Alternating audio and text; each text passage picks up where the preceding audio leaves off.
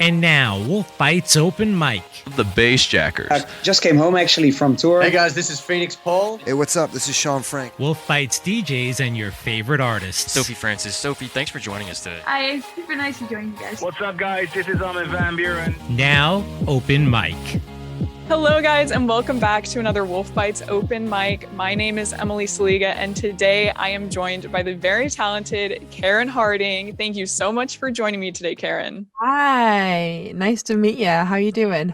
I'm doing well. How are you? Yeah, I'm really good, thank you. Yeah. Good. So thanks for taking your time out of your evening to join us tonight. It's about 8 p.m. there, right? Yeah, that's right. Yeah. Okay. Yeah. It's about 3 p.m. our time here in North Carolina. And up until about 2 hours ago, I thought the 8 p.m. UK time was 4 p.m. our time. So I was almost late by an hour, but thankfully I double checked and we're all here now. We're all good. So That's good. And I was a little bit late, so it's all good. Yeah. All made up. It all worked out. Okay, so I wanted to start with obviously talking a little bit about your music. You've had a lot of releases recently. You've been featured on a lot of songs, but I want to specifically talk about your newest single, Back to You, which came out recently. I absolutely love it, by the way. I get so excited whenever it comes on our station.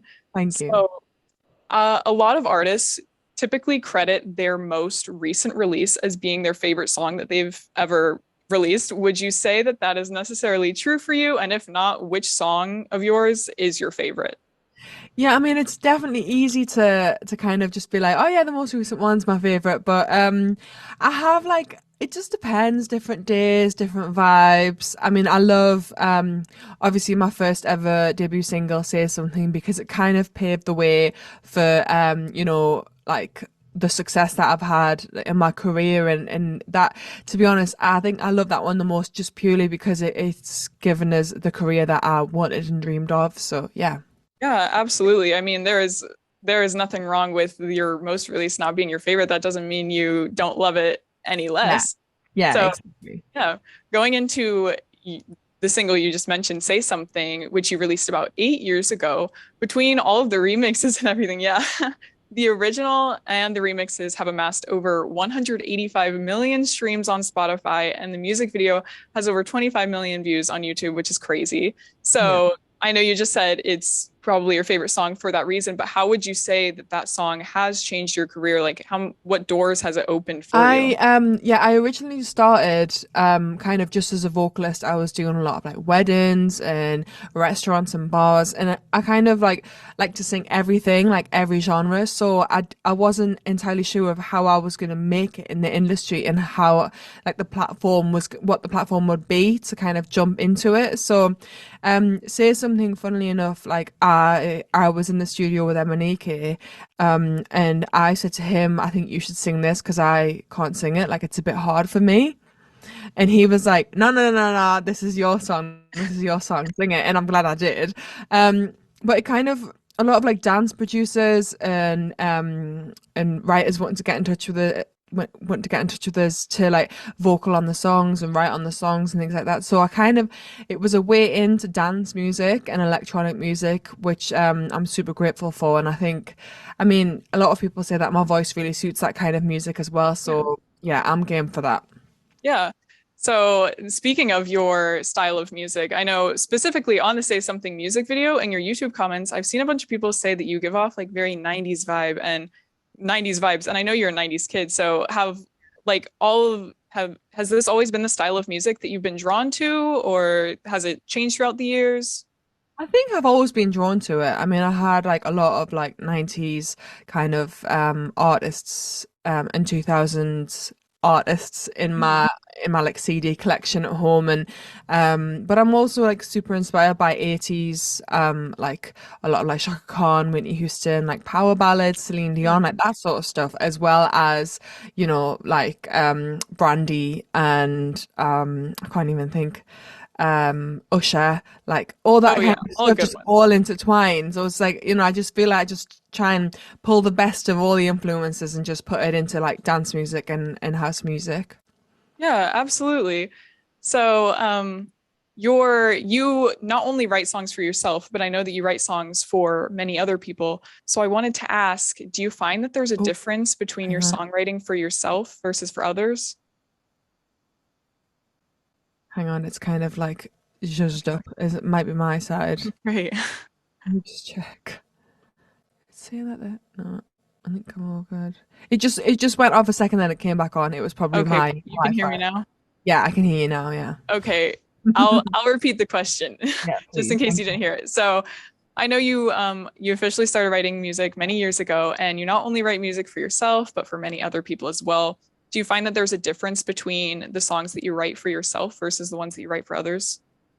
I wouldn't say so. I kind of like go into it always now with an open mind. Like I don't put too much pressure on myself because when I do, when I like want to write something for me and I'm like, I want to write this for myself and I want it to be exactly like this, it kind of never pans out because I'm almost forcing the creativity. So a lot Yeah. of the time, like the songs just that happen to be, I'm like at the end of the session, I'm like, I'm feeling that one for me, or I'm not, and I just kind of just let it do its own thing.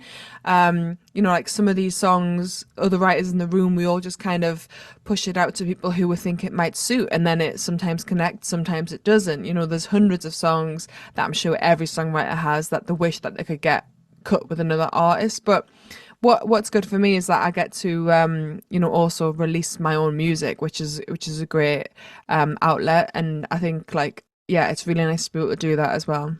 Okay, yeah, you already answered my follow-up question, which was when you're writing a song, are you aware that it's for you, or just do you go in with it with an open mind? Which an open mind, An there we open go. mind for sure, yeah. Most of the So time, unless if I feel like I've really got to get something off my chest, yeah. or I feel like, we've all talked about it before we entered the room that it's going to be for me, then like, Mhm. yeah, usually an open mind.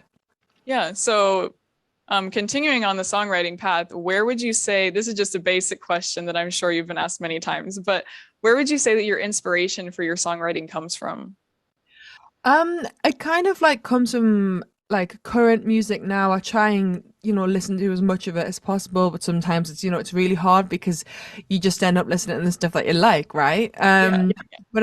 But I feel like I try my hardest to listen to like new artists that I haven't listened to before. Like I really got into Yeba, then I really got into like, a lot of Calvin Harris. Obviously I'm a massive fan of his stuff. But also like just like there's an amazing like R&B artist called Lucky Day. I'm super into him, and like just try and not to like listen to the same things over and over again because then I'll end up just using the same melodies and using the same lyrics. So I just try and get as much inspiration as possible on the listening front.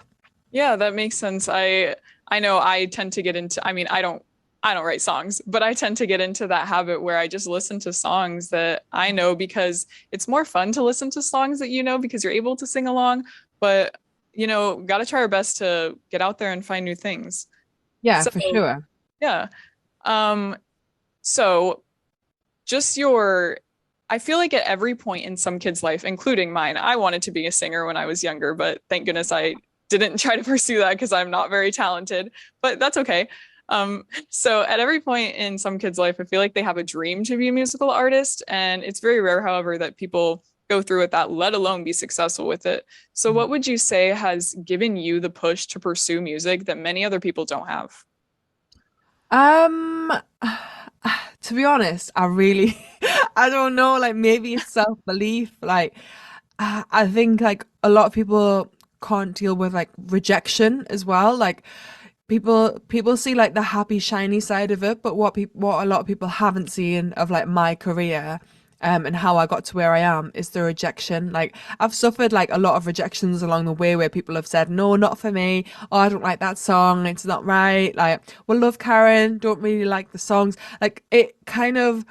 And then there was like ones really early on in my career where like, I wouldn't win competitions or like just I don't know, you've got to experience those knockbacks and just get on with it. Like, and I feel like a lot of people maybe, can sometimes fall at the first hurdle. Like that's only one rejection, honestly. Like someone like Beyonce, Katy Perry, they've had many rejections. And I think sometimes that's what it is that you need to just be able to deal with mentally. Like it's such a tough game sometimes, like over that, like, don't get us wrong. There's times when I thought, oh, I don't know if I can do this because it's like, it's so intense on your mental, capacity. But then I'm always like, oh, but I just love singing. Like I love it so much, and that's the only thing that I want to do. So yeah, I guess like I've just kept at it, and yeah, just try to stay as positive as possible throughout the whole journey. Yeah, well, that's awesome. I mean, the love for music is really what keeps you going, and that's all that matters. So, so you spoke on like your rejection experiences, but I read that you were a part of some competition shows like Eurovision, and I know you started to go through like the X Factor thing and got to experience a bunch of the things behind the scenes. So I've always wondered like what those things are like. Can you give us a little? I know they were a long time ago at this point, but if you can remember any like behind the scenes stuff. Yeah, of course. I mean, the Eurovision thing, it was kind of like the UK's entry to Eurovision. So like it was like I don't even know how it all happened because I was maybe 15. And like I got put through this process where I was against a few other people, and then I got picked for like the top six. There wasn't very many people who applied, by the way. I don't think it was like a big bunch of like artists. And then we all like got given a Kylie Minogue song, or like or a Stock Aitken and Waterman song, which is like a songwriter group thing. Anyways, we got given that, and I was like, and I would never ever in a million years sing a Kylie Minogue song. It's just not my style of voice. But yeah, it was strange that, but it was one of the best experiences I could have had in terms of like I was on a live TV show at the age of 16, and I got to experience like the intensity of that, because it is super intense, like live in 5, 4, 3, 2, 1, and I'm like, oh my god, like now I've got to sing, and I've got to dance, and I'm rubbish at it. So like yeah, it was all just like really intense, but that show was actually quite nice. It was really chilled out. The X Factor meanwhile was like super intense, and yeah, like I did that whole chair challenge thing, and what they don't show is like you're on the stage for 4 hours. They don't show that you got up. You shared a room with like 4 other girls. You all got up at like 4 a.m. because you had to be stage ready at 8 a.m., which was a joke because you didn't have to be stage ready. But like, there's just all sorts of like things that go on in the background that like I don't know, people just get on with, because you're like, I'm here to win, I'm here to like do this competition, I want to be successful, and you'll do anything to do it. And I feel like sometimes like the talent shows can take advantage of that, like, because I don't think it's fair to do that to like a lot of young girls. And I mean, that was really tough for me to deal with because the crowd were all like, oh, number one, you gotta go number one, and I was like, you know, I am a person, like this is actually quite hurtful. But I think things are slightly changing, and it's becoming like a more positive outlook on these kind of shows. Like, don't get me wrong, like I'm glad that I experienced it, because it actually built my confidence. Even though the rejection was tough, I was like, you know what, I can do this. I'm fine. And funnily enough, when I actually auditioned for the X Factor and did it that year, I had Say Something on my computer, but nobody had heard it by that point. So, like, you know, there's a silver lining. I wasn't obviously meant to make it and that way, and I was meant to do it like more organically, which, you know, I'm super proud of as well. Yeah, absolutely. I mean, just like having the confidence to go on a show like that, I can't even imagine. I was nervous enough to talk to you today, so I cannot imagine going on a competition there's show. so many artists who go on these shows, like so many people, like I'm sure even like, you know, Jess Glynn, there's loads of artists who've been on it who didn't get very far, and then look at them now. It's like it's just another string to the bow. Like you literally just take it on the chin and just carry on. Yeah. So switching gears a little bit, I want to talk about your music video specifically. My friends and I last night actually were watching your music video for Back to You, and we really enjoyed it. But one of my friends in particular was really curious about like the color scheme, and if there's like a reason behind like just the ideas for music videos. Like, do you just go into it with the general vibe of the song, or do you take experiences that the song is about and make it towards that? Like what influences what the music video is going to look like? In this case, it was a treatment that was given to me by the director, and he sent it over, and he was like, "Do you like this?" And I was like, "Yeah, cool." Like I'd never been to that house before, and that house is actually like all designed for 70s, so like every room has a 70s theme to it. Yeah. So this one was like the warm, chic kind of bedroom vibe, and Chris, he kind of just put it together and was like, "Do you think this is kind of the vibe that we should go to?" And I was like, "Yeah, like a warm, cool vibe." I mean, the thing is with the video, it's actually quite minimal. It's more of like a visualizer music video, which was quite interesting to do because, I've done like massive music videos in the past with big budgets and stuff, and it was quite nice to just like relax into it and not feel too much pressure. And yeah, we were able to get some like fun shots as well, which is always enjoyable.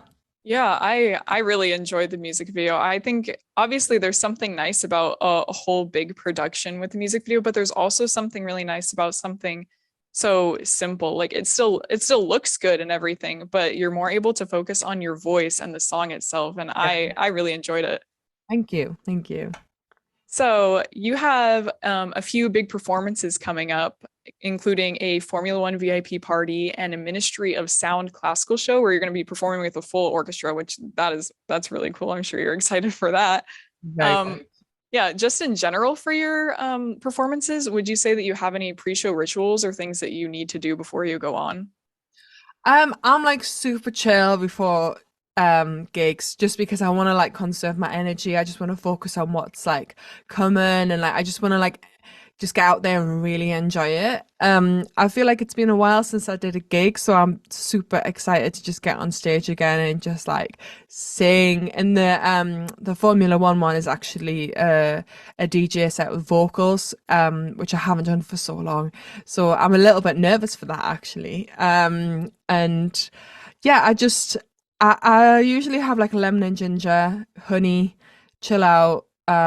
Sometimes I'll have like an alcoholic beverage. It just depends on how I feel. Yeah, just to calm your nerves. Yeah, that's it. It's just because like obviously sometimes you gig and then you just want to be like on the same level a little bit, vibe with the crowd. So, but with the orchestra one, I'll probably not. I'll probably be really sensible on that one. Yeah. Well, it's good that you're in general so like chilled out about it, because I know like just me in general, I'm a very paranoid person, and so I like have this thing where I can't even like cross out the day on my calendar until the day is officially over because I'm scared something's gonna happen. But if I do that and say that it's over before it's over, so I wish I had those qualities to just like not be paranoid about if I don't do something, it's not like something's gonna happen. I think like the thing is once you've done it, like once you've done it a few times, you realize that like the worst things could happen and are usually out of your control. So you just have to just try and accept that like it's usually out of your control if it goes wrong, and you just gotta just go like literally like when you do a gig, the sound like the worst thing obviously is I come on stage and the microphone's not turned on. That's the worst thing, but that's not my fault. That's someone else's fault. So like I just try and think of it as like you've done everything you can, now you're ready to go, and that's it. Yeah. Well, that's a great mindset to have. Just go with the flow. Yeah. So speaking of Formula One, I also have another friend who is very into the Netflix show about Formula One and was so excited when I told her that you were going to be performing at a VIP party there, and wanted me to ask if you've seen the show. So have you seen the show? No, I haven't. What, on Netflix? Yeah, I haven't seen it either, so I can't speak too much on it, but she loves it. Like my dad loves Formula One, but like I've never really like watched it apart from when I was like a kid with him in the house. So, but I think I saw that like program actually on Netflix. Yeah. I know her favorite is Mercedes, which I think is like the UK's. I don't know how it works literally at all, but she wanted me to mention it and ask if you've seen it. But no. But hopefully like I'll do a bit more research before I go into it. Yeah. What would you say your favorite show is? Well, I've just finished You. I'm also super into Vikings and The Last Kingdom, that kind of stuff. But I'm also really obsessed with Love Is Blind. Like Oh my gosh, I haven't seen that one specifically, but I love reality dating shows. It's So like good. Married at First Sight and Love is Blind. Like I'm literally like, okay, just clear my mind. Just I want Yeah. to chill, and it's really entertaining. So yeah. Yeah, I've been trying to get around to watching Love is Blind specifically for the longest time. I haven't, but now, I mean, now that you've said you love it, I'll have to prioritize it over the others. Yeah. Yeah. So going back to your music once again. So you have another single coming out called Wrong Places at May 12th, and then your debut album, Take Me Somewhere, on May 26th. Is there any way, could you give us like a little sneak peek? Like, what is your favorite song on that album? It's been changing like for over the past couple of weeks actually because I've been getting everything finished. There's definitely more like standout records for me in terms of like the ones that I really, really, really love and I can't wait for people to hear.